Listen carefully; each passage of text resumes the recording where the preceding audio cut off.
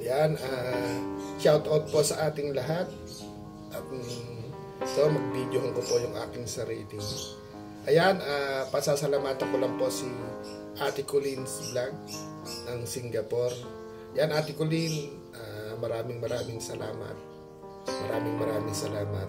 At sa iyong pagmamahal. Yun, sarili ko po muna yung ibibiyahe pagmamahal ko. At medyo kapado ng konti, kinagat po tayo ng daga.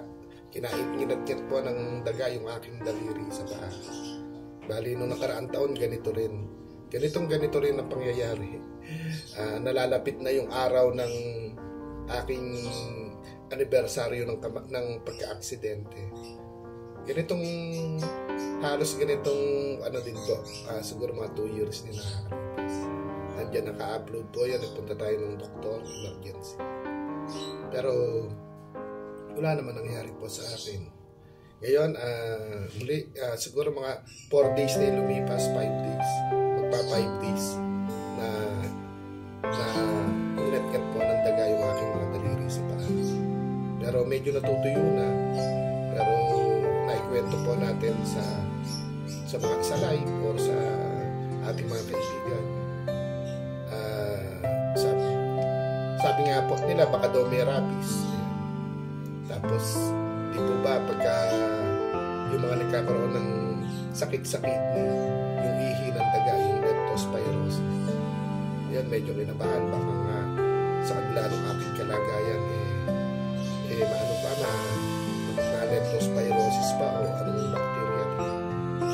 Kaya, ayun, Ate Colin, maraming salamat. Dapat kanina umaga pa sana ako nakalabas, pero yung karpinterong nagdadrive sa akin, mamaya pang 5 PM yung out nila. Siguro didilimin na po ako sa daan pabiyahe namin. Doon na lang po ako magpapaturok ng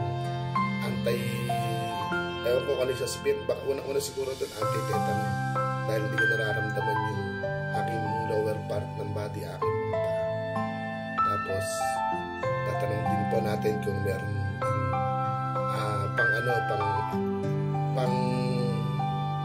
ano po yung tawag sa mga nakaagat ng aso, nakaagat ng ahas,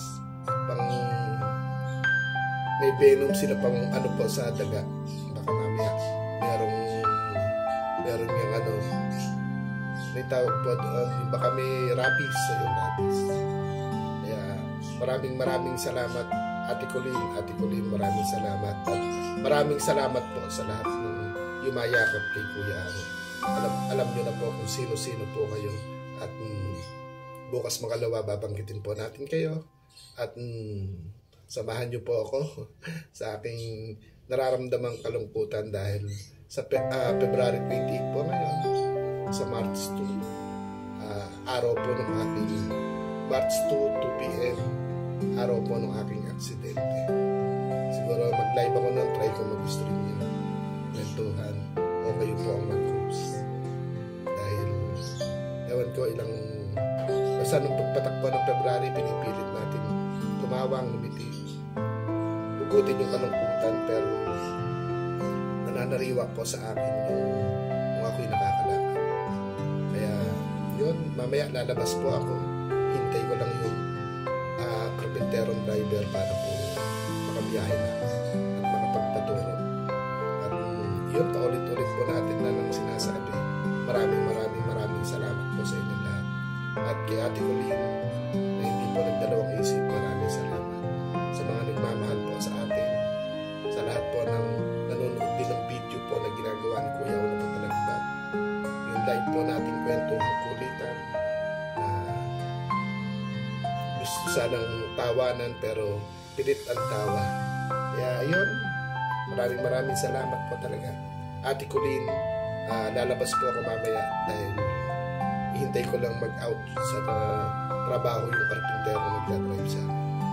Ate Colin's Vlog, salamat po. Yan, doon po sa mga makakapanood po nito, Facebook man mo o YouTube, sana naman po pasupport po kay Ate Colin's Vlog. Naka-live siya ngayon, nandun ako nanonood. Magsaglit live din po ako para naman pang-update. Shoutout po sa ating lahat at Muli, maraming salamat po sa inyong lahat. At hanggat andito ako sa mundo ng YouTube, sana po andyan din po kayo. At sana may manood po sa atin para makapag-mission tayo. At sa views sana po, kung may manonood talaga. Ayun, Ate Colleen, maraming salamat. Alaw na po ako maikwento. Wala na akong masabi, kundi salamat sa mga mami. Lahat po kayo, maraming salamat po sa inyo.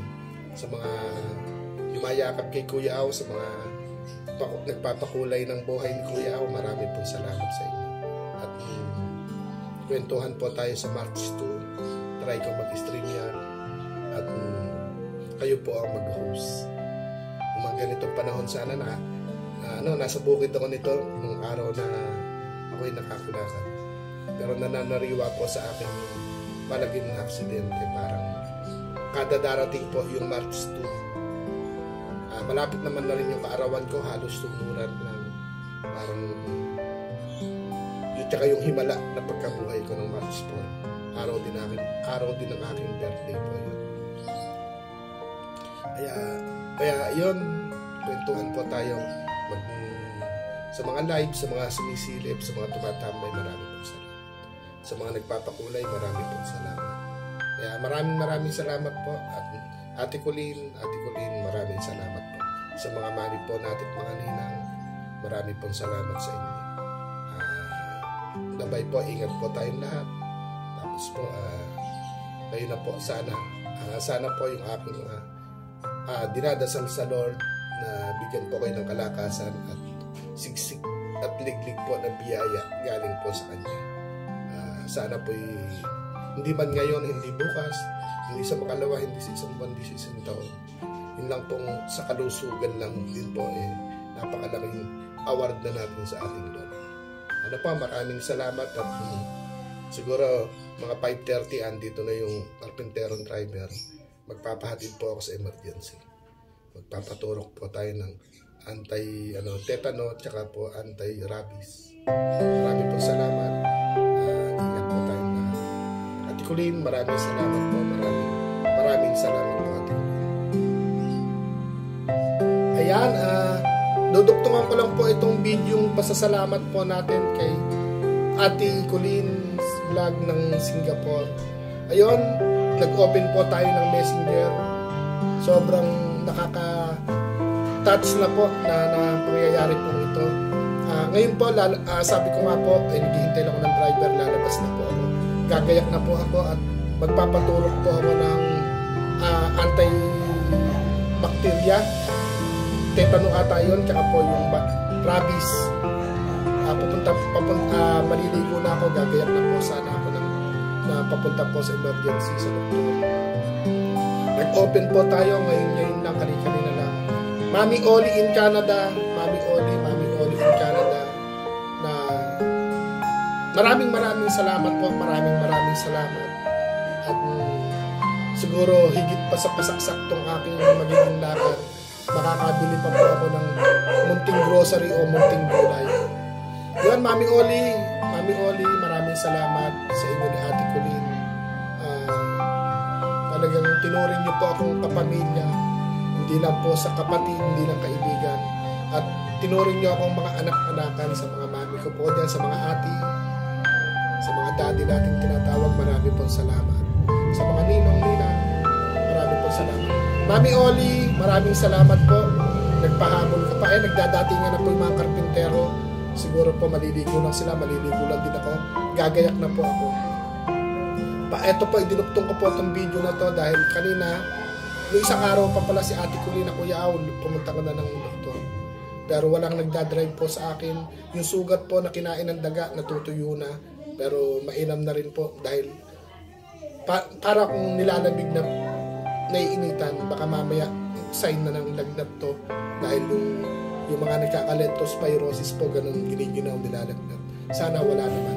Sana okay naman. Pero magpapasaksak po tayo sa tulong po ni Ate Colleen's vlog, tsaka po ni Mami Oli in Canada. Yan, Mami Oli, ingat po sa pagdadrive. Ingat ng doble.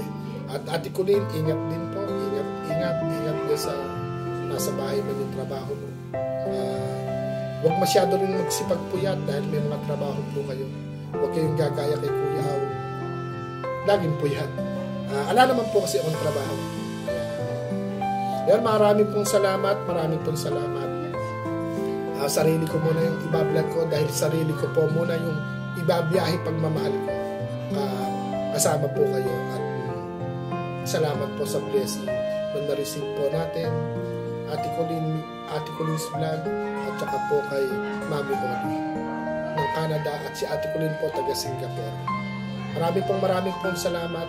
Thank you po at sana hindi gabi sa daan at ingat po kami sa biyahe, medyo malayo po dito yung emergency, dadaan pa kami sa main road.